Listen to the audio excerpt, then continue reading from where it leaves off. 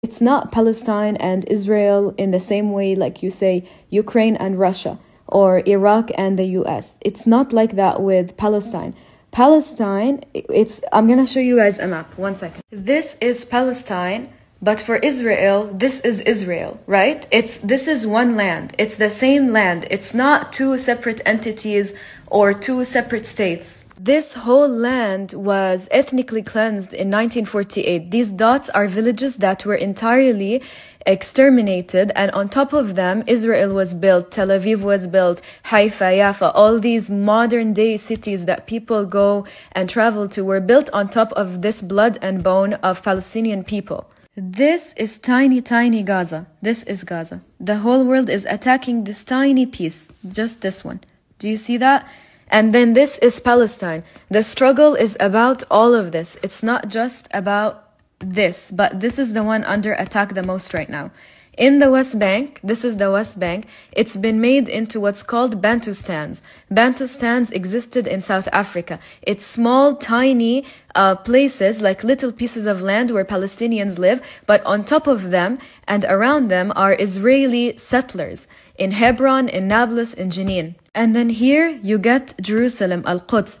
Jerusalem is a city split in half. It's split in half, Eastern and Western. Eastern is said to be for the Palestinians, Western is said to be for Jerusalem. But even though that's the case with Jerusalem, who is on the eastern part? Who is controlling it? It's Israelis. And who is on it? Who is brutalizing Palestinians? It's Israelis. So we don't even have that half of the capital. And give me a country in the world where the capital is split into half for two entities, when we're not even considered a state or an entity. There is no capital in the world split in half. Israel controls this whole land.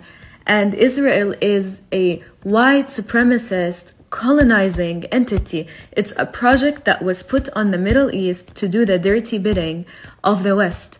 It's an outpost. It has its binoculars on all of these Arab countries, all these places where there's oil, where there's gas, where there are natural resources. So if you're new to the movement, make sure you're using the right language. I'm seeing a lot of language that is indicating something reminiscent of Ukraine and Russia, like two different places, This is not the case. This is not the case.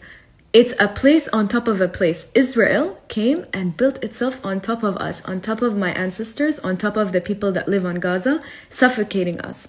We're not two separate things. Israel is on top of us as the dominant colonial power that has billions and billions of dollars in its military, and that has the support of all of these powerful governments and countries. And that's how it's been able to subjugate us for more than 75 years. But we'll get into all of that when this whole nightmare is over. Hopefully one day it will be over, and we'll get into these details.